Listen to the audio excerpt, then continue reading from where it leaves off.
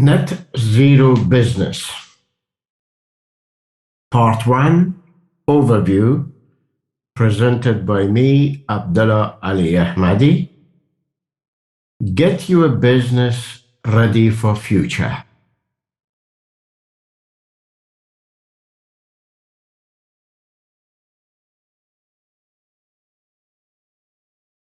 What do we cover? What is carbon footprint? Interesting, shocking facts. What is net zero? Why aim for net zero? And interesting facts.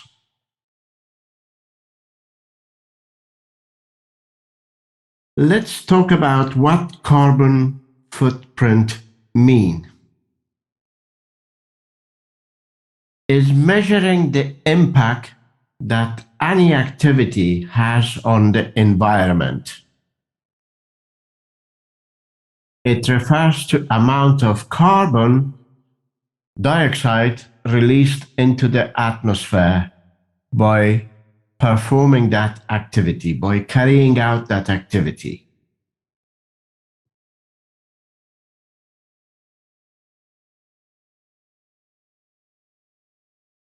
Since the birth of Industrial Revolution, CO2 emissions begins to rise steadily, and from 1950s onward, it reached by 2000 25.23 billion metric tons of CO2.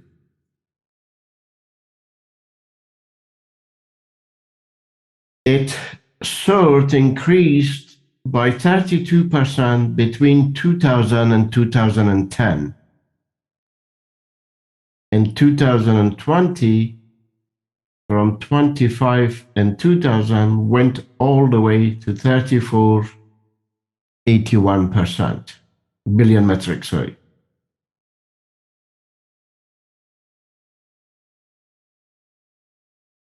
With predictions of global temperature rising by as much as 5 degrees by 2100. If the current state of affairs continue, if we don't take any action, it is very likely that it's going to be 5%. Even with a small 1% tiny increase in temperature, we are feeling the effects of climate change now. Since the measuring started about 100 or so years ago, the global warming has been only 1 centigrade. Imagine what we have seen: hurricanes, floods, erratic weathers. So what's going to happen when it is 3 to 5 degrees? We won't be here. With the 1%, we experienced all of this.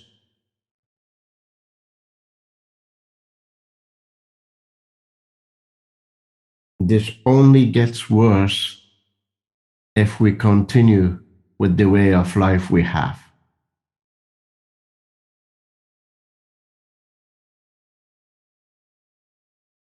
Small and medium-sized businesses, enterprises, accounts for 99.9% of business population in the UK. And even the smallest business produce carbon emission. No matter who you are, you produce carbon emission. And the net zero aims, objectives cannot be reached without your support, without every one of us chipping in. And your business has extremely vital role to play. Keep a close eye on your premises, vehicles, equipment, technology, supply chain, because they all leave a carbon footprint.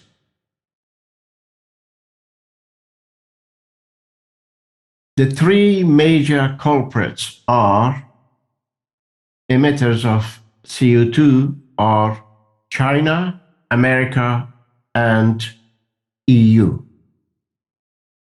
And together, they produce 46, almost half of the all carbon emissions. But their population is only a third of the world.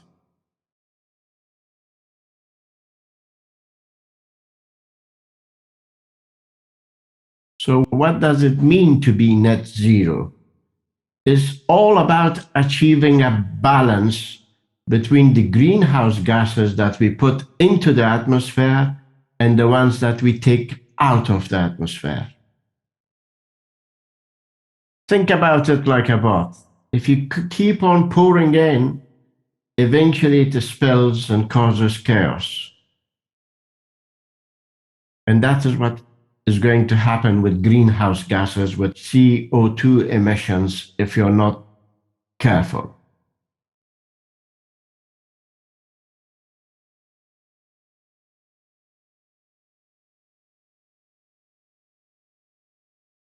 The aims of the net zero, the first one is to reduce greenhouse effects. Basically, the carbon dioxide is released into atmosphere, we need to curb it, because that stops the heat going back to the atmosphere. When the sunlight comes to the earth, it causes a greenhouse effect. The more carbon dioxide we have, it will be trapped. And the other aim is to limit global warming. This trapped heat contributed to global warming, and we have climate changing effects, experiences of climate changing effects. We need to reduce it to a safer level for the world population. And the other aim of the net zero is we have to change our way of life.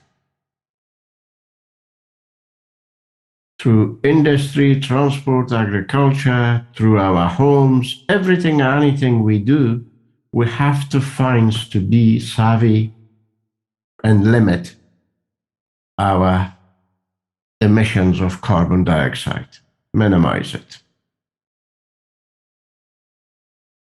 So we need to think of finding ways that there is no more greenhouse gases going to the atmosphere, released to the atmosphere. So why net zero? From countries to companies to individuals, tackling climate change is a top agenda now.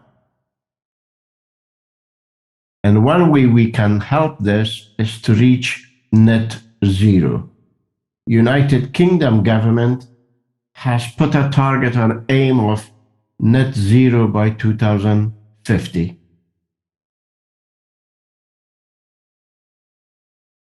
Evidence shows that our planet are getting hotter, and the warmest 20 years on record has only been in the last 22 years. And the 4 warmest year we had was 2015 to 2018. And the global average rise is 1 degree centigrade. Just imagine 1 degree we gained, and look what we are experiencing by way of changes in weather. If we don't do anything, that will go to 5% eventually by 2100. And imagine that's what's happening, probably end of life. And net zero means adding no more greenhouses than what is already in the Earth's atmosphere. We cannot take that away, but what we need to do to stop it, going more, adding more to it. And this net zero provides, of course, business opportunities if you are alert, if you are adaptable, if you look into the future, you can see the signs, the potentials to look in the long run and find growth opportunities for yourself. Find diversifications and new opportunities, new ways of doing things, more efficient way of doing things, and create new jobs for people and encourage investment or attract investment and adapting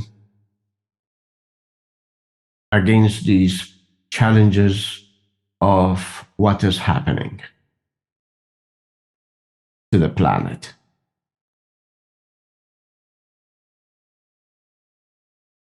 How can a small business move to net zero? There is a wonderful website, and they advocate 7 simple ways to reduce. You go and look at your own carbon footprint, and then you will come and look at follow these 7 steps, and you are started your journey towards carbon zero. Recycle more, whether it's plastic, whether it is paper or any other material, recycle more. Reduce waste of your business or manage it more effectively. Make it a business policy, create a net zero plan, make it very conscious, make it very serious, communicate with your staff, and employ a consultant to help you out with it. Use or switch to renewable energy.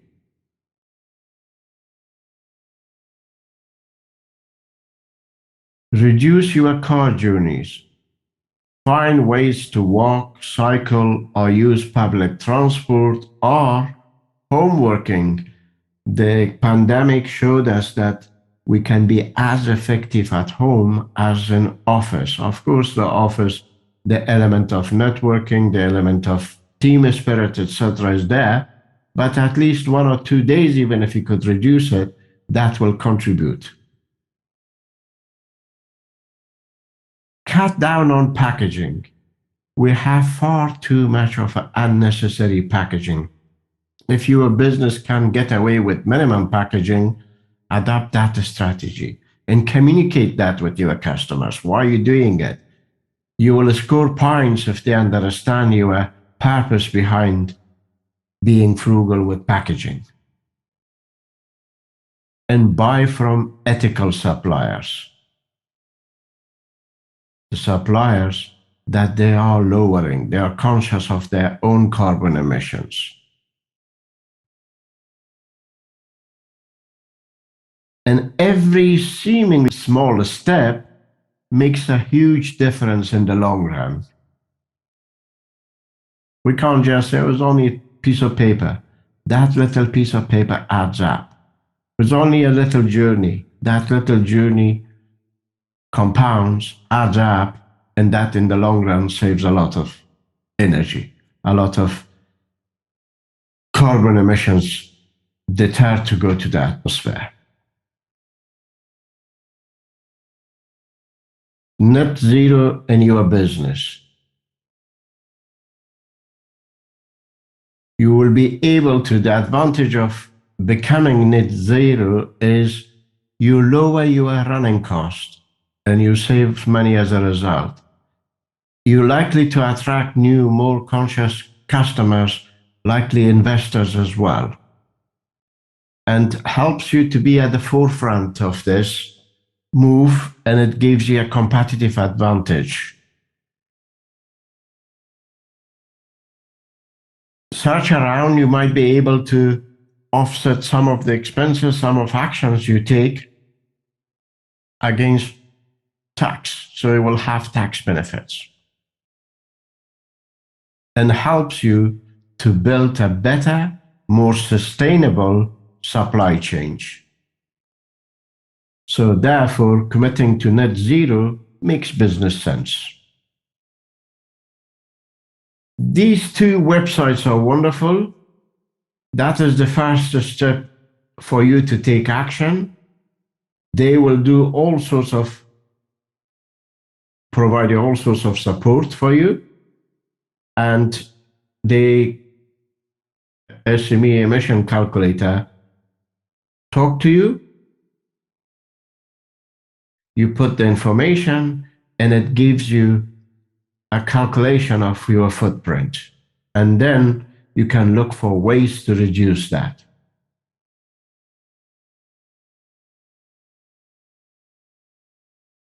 That's a wonderful guide, which you get it from this website. And I would encourage you to have a look at that. All these links will be given to you additionally that you can click and get directly to the website. You don't need to copy and paste, etc. Types of emissions. There are direct emissions, like coming out of machines, cars, etc., airplanes. And then there are indirect emissions, which is produced by extractions, refining, and transportation, and fuel, and the processing, basically. When the car is made, the material is gathered, people travel to go and work on it, there is a place to keep it going and working on it, a workshop that needs heating, energy, etc. So there is a huge indirect waste that goes towards that car production, emissions that goes indirectly to it.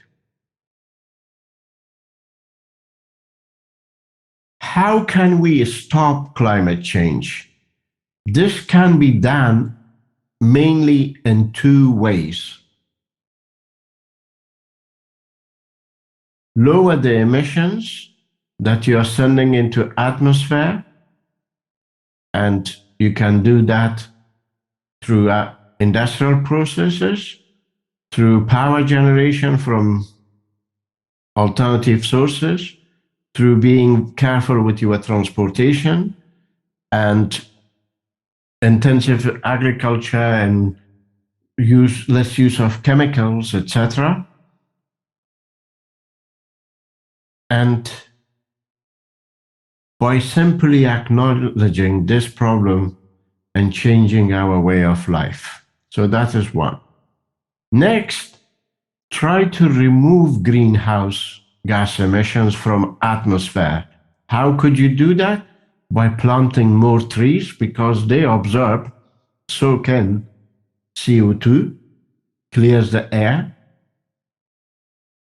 and also capturing carbon created during industrial processes. And caring for nature guarantees a better future for everyone. Not cutting trees, but planting trees.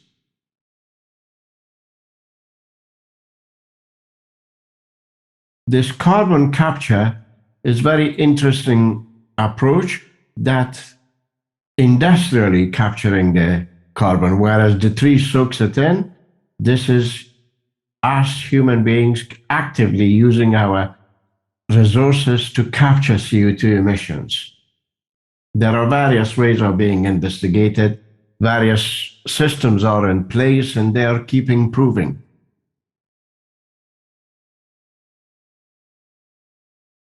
CCS, carbon capture and storage,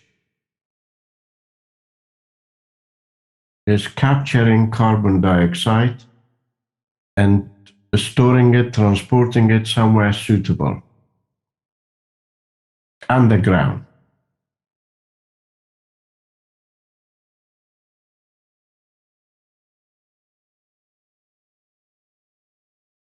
Carbon capture and storage also means both direct and indirect way of capturing, reducing emissions.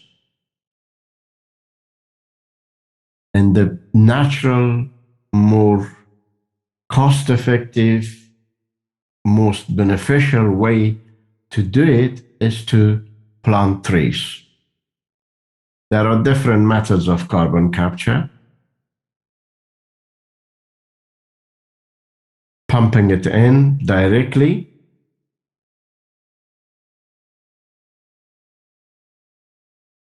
soaking it in into machines and then pumping it in. There are ways to capture it and tunnel it through to the underground. So there are various ways that is happening. And there are technologies that are being developed, and hopefully they become, as we go by, they become sophisticated and they are more accurate, more effective. Notice three terminologies when it comes to net zero. Why aren't we aiming for zero, gross zero, and net zero? What does each one of them mean? Zero or gross zero means the same thing, stopping all emissions. We have gone beyond that point. It is not possible. So if it is not possible, what do? We need to aim for becoming carbon neutral. That means we try to offset our carbon by adding something in return.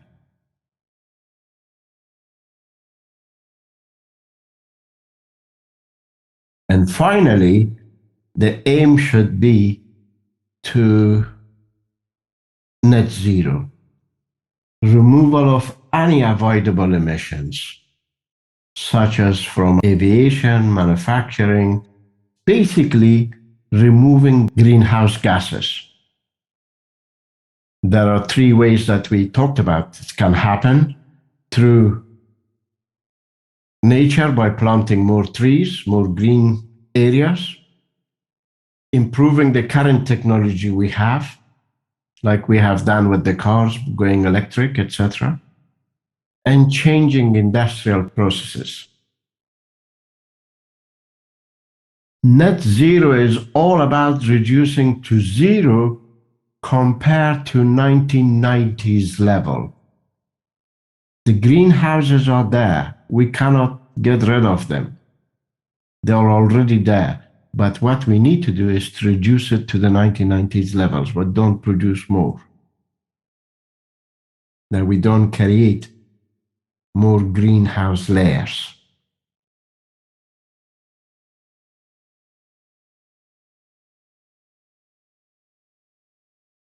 Stop adding more. That was part one. Next, in part two, we are going to talk about major culprits. And you can see who they are. We're going to look at that. Thank you for listening. And we're going to part two.